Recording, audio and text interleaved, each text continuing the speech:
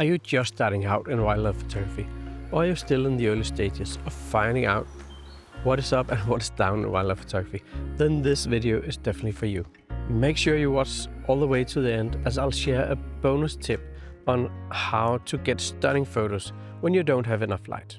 My name is Peter Bredeldam and I'm a nature photographer.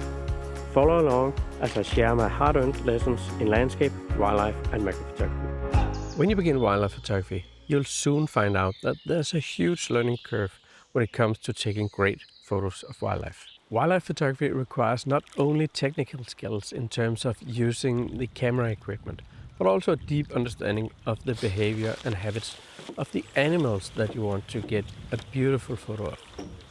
The challenge lies in combining these two elements effectively. It's not an easy task, so let's start off with which type of camera and which type of lens to use.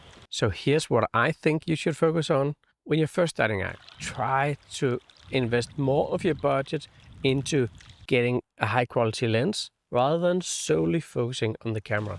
A superior lens can be what elevates your photography to the next level, capturing the intricate details, vivid colors of the natural world, and with great sharpness. I often hear about people investing in a 46 megapixel camera, but the lens they put on them, the sharpness equals like 12 or 16 megapixels, so it's a waste of money. While a good camera body is important, it won't offer the same level of details and clarity without a good lens. Choosing the right lens allows you to maintain a safe and respectful distance from the wildlife so you don't scare them away, while still being able to capture clear and detailed shots. A long focal length allows you to get close-up shots of the animals from a safe distance. I would suggest that you get a lens with a reach of 300 millimeters or above for wildlife photography. Now, to get those portrait type of shots of animals, you'll need a lens with a little more reach, like 500 and 600 millimeters, but it also depends on your style of wildlife photography. If you use a photo blind, you can often get closer to animals and maybe do with a 400 millimeters for those shots.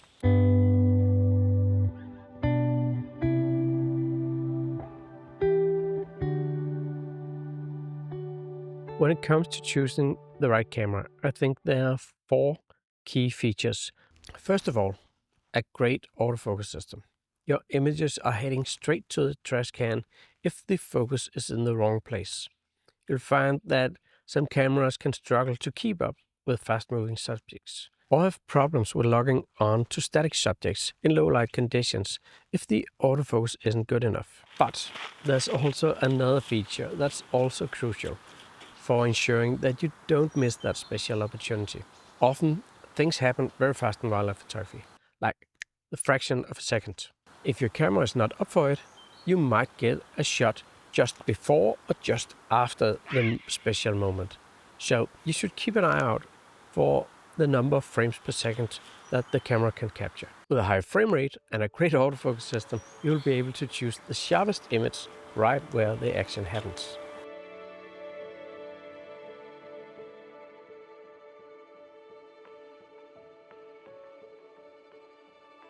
Now, the third thing to look out for in a camera is the way it handles noise. Cameras have different noise levels at the same ISO. So you want to look for a camera that's able to keep the noise relatively low at a higher ISO. Unfortunately, while a high number of megapixels in a camera isn't as important as a great autofocus system, frames per second and noise handling, it still plays a significant role in wildlife photography. A higher number of megapixels essentially means that the camera sensor has a higher capacity to capture details. It also allows you to crop in more. You often have to shoot from a distance to avoid disturbing the animals, so you often need to crop in a bit to get the animal large enough in the frame. By the way, if you enjoyed this video, give it a like, and if you want to learn more about nature photography, remember to subscribe to the channel. So I think a tripod is essential to taking better wildlife photos. A tripod provides stability, and this is crucial for capturing sharp, clear images, especially when using a telephoto lens. It also allows you to use a slow shutter speed and precise framing, which can be beneficial when waiting for the perfect moment to capture a wildlife scene. Often wildlife is active when the light is low, making a tripod more essential because you need to shoot at a bit slower shutter speed than required for handholding a long telephoto lens. Many wildlife photographers will also sit still and wait for the animal to appear. If you raise your arm and wave a big lens around, it'll all be for nothing because the animals will get disturbed. So with a tripod, you can very slowly and steadily move the lens to capture the animal without it even noticing you're there. Here's a nice view. Got some branches in the way, perhaps.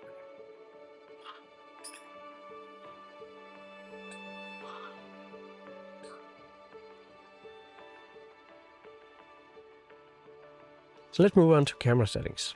It's really important to get the shutter speed right. The right shutter speed can give you a clear and awesome picture of a moving animal, but if you get it wrong, the photos will turn out blurry. So if you want to be good at wildlife photography, you need to adjust your shutter speed to match what you're shooting. This means you likely need a shutter speed of something like 1/500th of a second for static subjects, 1/800th of a second for slow moving subjects, and above 1/2000th of a second or faster for fast moving subjects.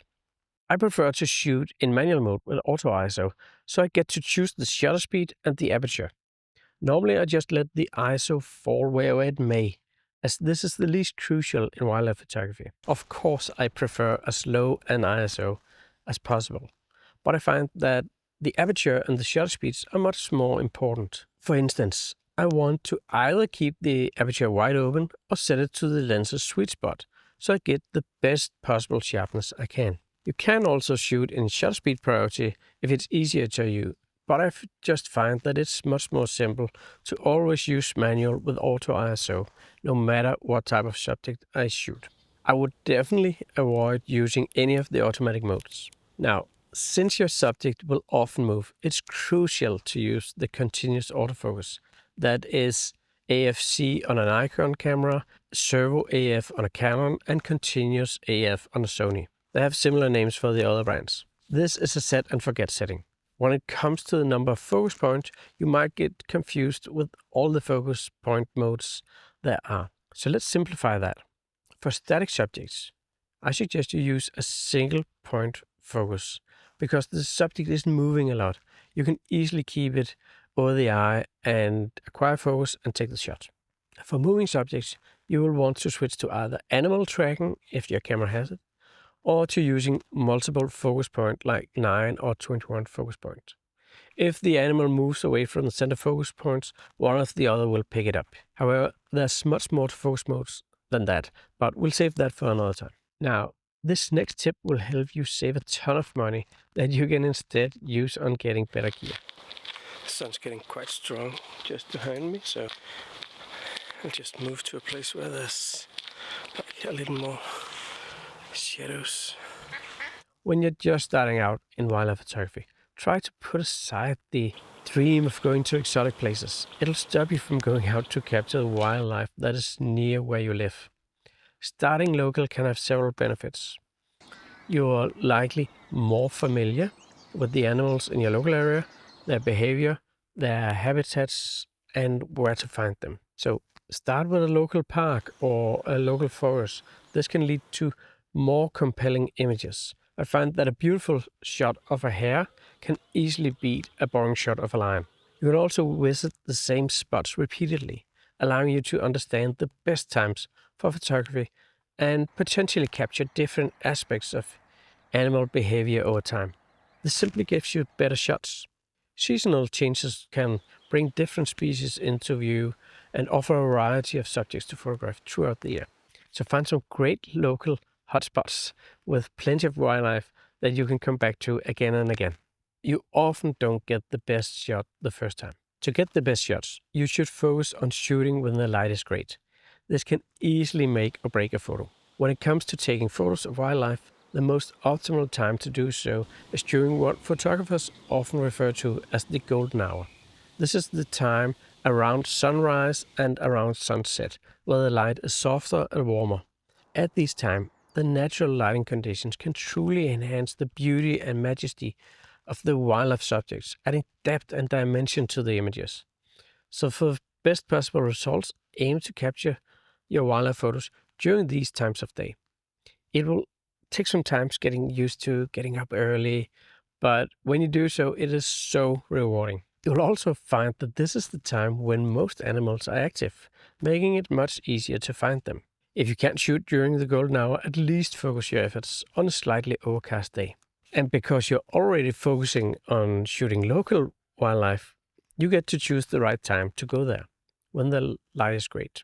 Now, let's get into the bonus tip. When there's not enough light, in low light situations, I'll experiment and go as slow as possible to get the best balance between the shutter speed and the lowest ISO.